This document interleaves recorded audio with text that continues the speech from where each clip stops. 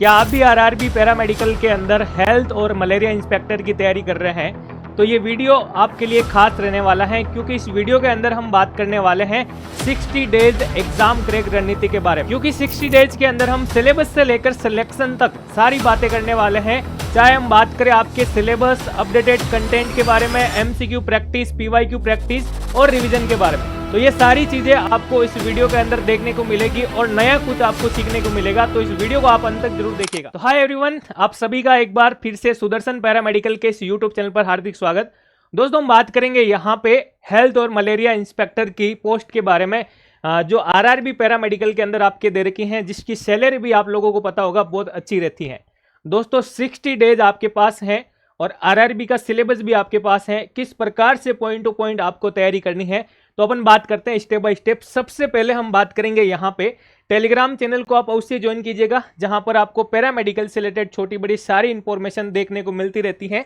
और आपकी तैयारी के दौरान कोई भी दिक्कत या डाउट होने पर इस नंबर पर आप कॉल करके या व्हाट्सएप मैसेज करके आप बात कर सकते हैं।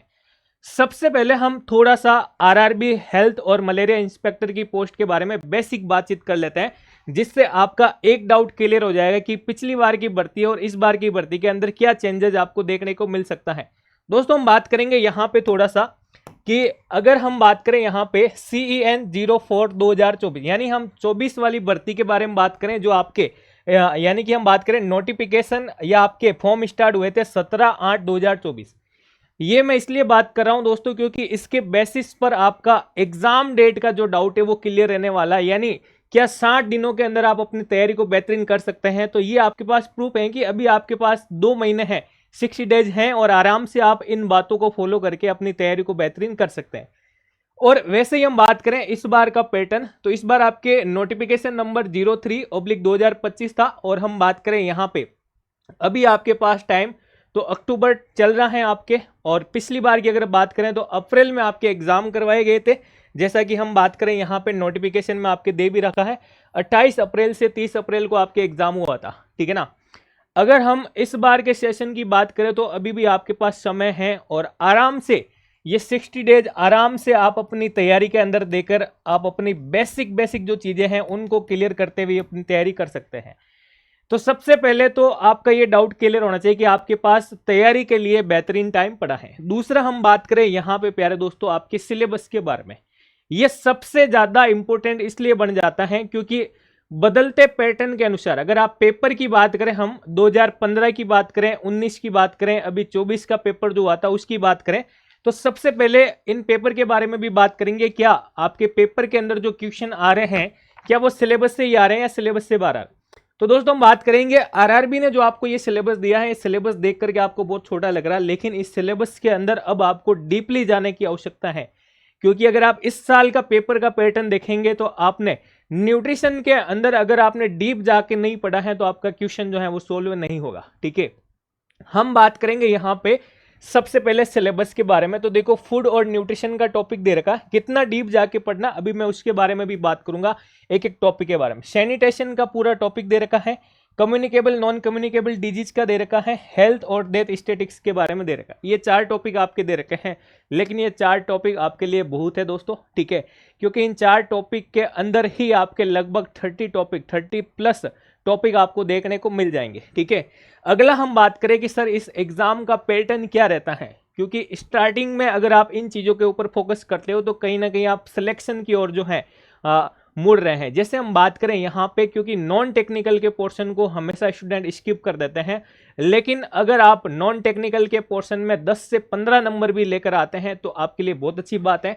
नॉन टेक्निकल के पोर्शन के ऊपर भी आप फोकस कीजिएगा, जैसे उसमें आपके 30 नंबर के पोर्शन में जीके का पोर्शन पूछा जाता है आपके, और हम बात करें यहाँ पे मैथ्स और रीजनिंग का टॉपिक और जनरल साइंस का पोर्शन, तो आराम से यहाँ से आप फोकस कर सकते हैं। 70 नंबर का पोर्शन हमारे ये वाले सिलेबस का पूछा जाएगा भाई, ठीक है ना, जो हमारे टेक्निकल पोर्शन है, ठीक है। तो 70 और 30 आपके 100 नंबर का पोर्शन होता है। ये आपको सारी चीजें बेसिक जो है ध्यान में रखनी है। अब सर ये ध्यान में क्यों रखनी है, क्योंकि जब भी आप टेस्ट लगाएंगे तब आपको नेगेटिव मार्किंग के बारे में, ये सारी चीज़ों के बारे में, या नॉन टेक्निकल का कुछ क्वेश्चन ही आपने कुछ पार्ट ही आपने पढ़ा है तो वही क्वेश्चन आप सोल्व करेंगे ताकि वहां से आप जो है मार्क्स ला सके। तो ये सारी चीज़ें आपको ध्यान में रखनी। हम बात करें दोस्तों यहाँ पे आगे एग्जाम के लेवल के बारे में, वेरी इंपॉर्टेंट। यहाँ पे देखो, जब 2015 के पेपर की अगर अपन बात करें, यहाँ पे जैसे आपके पास पेपर सारे होने चाहिए दोस्तों। अगर अपन पेपर की बात करें तो 2015 का पेपर जो था दोस्तों, ये हमें इजी देखने को मिला था। अगर किसी के पास पेपर नहीं है तो ये तीनों पेपर मैंने एप्लीकेशन में दे रखे हैं, वहां से आप देख सकते हैं। अगला बात करें अगर अपन 19 के पेपर के बारे में प्यारे दोस्तों, 19 के पेपर में जब भी आप देखोगे और 15 और 19 को थोड़ा सा कंपेरिजन करोगे तो उस समय भी पेपर आपका इजी ही होता था, ठीक है ना। लेकिन अभी जो 2024 का पेपर था ये वेरी वेरी वेरी इंपॉर्टेंट, क्यों? क्योंकि ये मॉडरेट से हार्ड लेवल का पेपर था, ठीक है। और यहाँ पे कंटेंट वही दे रखा है जो आपके सिलेबस में दिया है, लेकिन कंटेंट को डीपली पूछ लिया गया है। कैसे सर? अगर अपन बात करें 2024 के पेपर के बारे में, एक आपका क्वेश्चन आ रखा है दोस्तों यहाँ पे। अगर अपन बात करें, ये सारे सारे आपका जितना जो सिलेबस है उसमें सारे टॉपिक को डिफरेंशिएट करके बनाते हैं अपन, तो 30+ टॉपिक बन जाते हैं। जैसे अगर अपन बात करें फूड और न्यूट्रिशन का एक क्वेश्चन आ रखा है।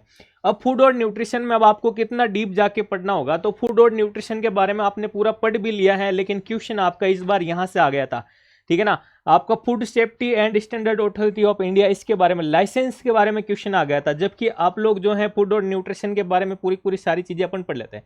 ये फैक्ट है कि दोस्तों अगर हम 2019 के पेपर की तैयारी कर रहे थे तो 15 का पेपर देख रहे थे। अगर अपन 24 की तैयारी कर रहे थे तो 19 का देख रहे थे। लेकिन अगर अपन बात करें अब सर 2025 की तैयारी कर रहे हैं, तो सीधी सी बात है दोस्तों, अपन इसको टारगेट करेंगे। तो इस पेपर के अंदर जितने भी क्वेश्चन आपके आ रखे हैं, लेकिन सारे सारे सिलेबस से ही आ रखे हैं, ठीक है।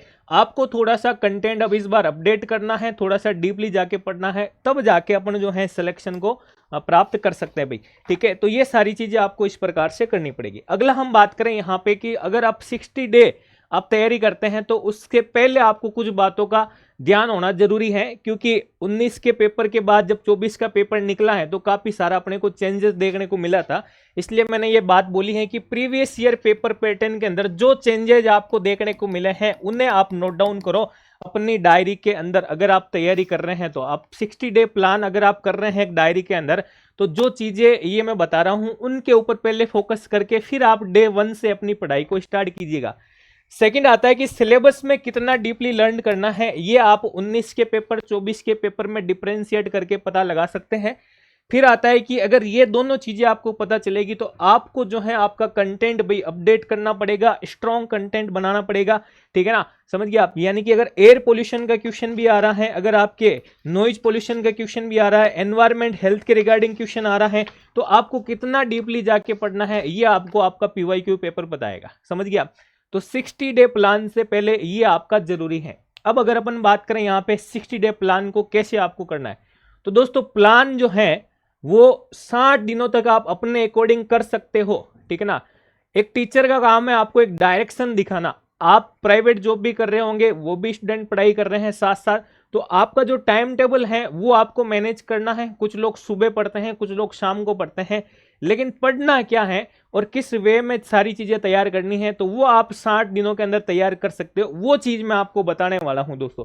तो यहां पे अगर अपन बात करें प्यारे दोस्तों 60 डेज के अंदर, सबसे पहले ही मैंने आपको RRB के सिलेबस के बारे में बताया था, ठीक है ना। उस सिलेबस को अब आपको लेना है, उस सिलेबस के अंदर डीपली जाके पढ़ना होगा। यानी कि डिवाइडेड इनटू 30 टॉपिक मैंने खुद ने बना रखे हैं। उस प्रकार से आपको जैसे न्यूट्रिशन वाले टॉपिक के अंदर भी आप 8-9 टॉपिक और आगे जाके पढ़ोगे, उसके अंदर फिर उनके अंदर उनके सब टॉपिक्स पढ़ोगे, तब जाके आपके जो है लाइसेंस वाला क्वेश्चन आपको देखने को, यानी कि स्टेप बाय स्टेप आपको डीपली क्वेश्चन पूछा गया वहां से। समझ गए आप? सिलेक्शन आराम से हो सकता है, लेकिन अब अपने को कंटेंट थोड़ा डीपली जाना पड़ेगा, पढ़ने का नजरिया थोड़ा चेंज करना पड़ेगा। क्योंकि आप 15 और 19 के पैटर्न पे पढ़ाई करके अपन 2024 की तैयारी कर रहे थे, वहां पे सिलेक्शन नहीं हुआ तो कोई दिक्कत नहीं है। अब आप 24 के पैटर्न के अनुसार 25 की तैयारी करके आप सिलेक्शन ले सकते हैं। क्यों? क्योंकि पिछला पढ़ाई कहीं ना कहीं आपके काम आएगा। पढ़ाई कभी जो है आपके खर्च नहीं जाती, समझ गए आप? वहां से आपको मिल ही रहा है, ठीक है। अगला बात करें कि इस सिलेबस के अकॉर्डिंग आपको प्रॉपर नोट्स बनाने हैं, ठीक है ना। यानी कि अपडेट कंटेंट करके, समझ गए आप? अपडेट कंटेंट के साथ कैसे कि मान लीजिए इस बार लाइसेंस का क्वेश्चन पूछा गया था और इसमें कुछ चेंजेस कर दिए गए, ठीक है ना, करंट पोजीशन के अकॉर्डिंग, तो वैसे आपको अब जो है आपके कंटेंट को जो है तैयार करना पड़ेगा भाई, ठीक है। अगला हम बात करें कि फिर जो कंटेंट आपने तैयार किया है उससे आप PYQ से मैच करें कि भाई हमने क्या यही टॉपिक तैयार किए हैं ना, जहां से क्वेश्चन भी आ रखा है पिछली बार, उन टॉपिक को ही पढ़ रहे हैं ना, तो उस पर आपको फोकस करना पड़ेगा। फिर आता है कि जितने भी तीनों पेपर हैं PYQ के, उनको आप सॉल्यूशन करो, और फिर कोई ज्यादा हार्ड और फास्ट काम नहीं है, आप रिवीजन के ऊपर फोकस करोगे। जितना आप रिवीजन के ऊपर फोकस करोगे तो आपके जो है सारे टॉपिक जो वो तैयार हो जाएंगे भाई, ठीक है ना। तो ये 60 दिनों के अंदर कैसे आप 30 टॉपिक को शेड्यूल में डाल सकते हैं, एक दिन 2 दिन में एक टॉपिक तैयार कर सकते हैं, तो वो प्लान आप अपना खुद अपने टाइम के अकॉर्डिंग, जो आपका डेली रूटीन का टाइम है उसके अकॉर्डिंग आप जो है बना करके इसे फॉलो कर सकते हैं। और जिस टॉपिक को अगर आप तैयार कर रहे हैं बिल्कुल आप हमें सेंड कर सकते हैं, बिल्कुल मैं चेक करूंगा। आपको कोई दिक्कत है तो आप बात भी कर सकते हैं। मैंने किस प्रकार से प्रिपरेशन ये नोट्स आपके बनाए हैं ये भी मैं आपको बता सकता हूं, क्योंकि आपको मैंने पहले भी कहा था कि जब भी आप कंटेंट बनाते हो तो आप सबसे पहले क्या बनाओ, परफॉर्मा बनाओ, कि मुझे इस टॉपिक के अंदर क्या क्या पढ़ना चाहिए। तो उस परफॉर्मा के बेसिस पर भी अपन जो है प्लान कर सकते हैं, यानी आप जो है बना सकते हैं भाई, ठीक है ना। चलेगा, तो हम बात करेंगे इस वीडियो के अंदर। अब अगला हम बात करेंगे RRB के अंदर आप सिलेक्शन आराम से ले सकते हैं दोस्तों।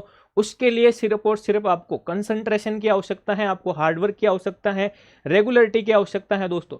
क्योंकि आप लोग क्या करते हैं, रेगुलरिटी नहीं रखते हैं, रिवीजन नहीं बनाए रखते हैं, तो सिलेक्शन नहीं होता है। बाकी जो 100 में से अगर हम बात करें 1-2 स्टूडेंट का ही सिलेक्शन होने का मेन कारण ये 3 ही थे, ठीक है ना। रिवीजन नहीं कर पाना, रिवीजन अगर आप कर रहे हो तो आपका सिलेक्शन होगा, कंसंट्रेशन कर रहे हो, कंटेंट आपका अच्छा है तो बिल्कुल आपका जो है सिलेक्शन होगा, ठीक है भाई।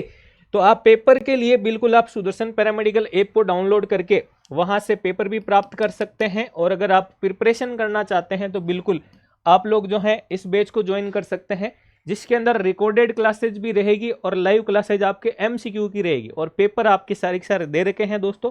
तो इस प्रकार से आप जो है जुड़कर तैयारी कर सकते हैं। तो वीडियो अगर आपको पसंद आया तो बिल्कुल आप इसे लाइक करें, अपने दोस्तों के साथ शेयर करें, और चैनल पर अगर आप नए हैं तो जरूर सब्सक्राइब करें। धन्यवाद साथियों।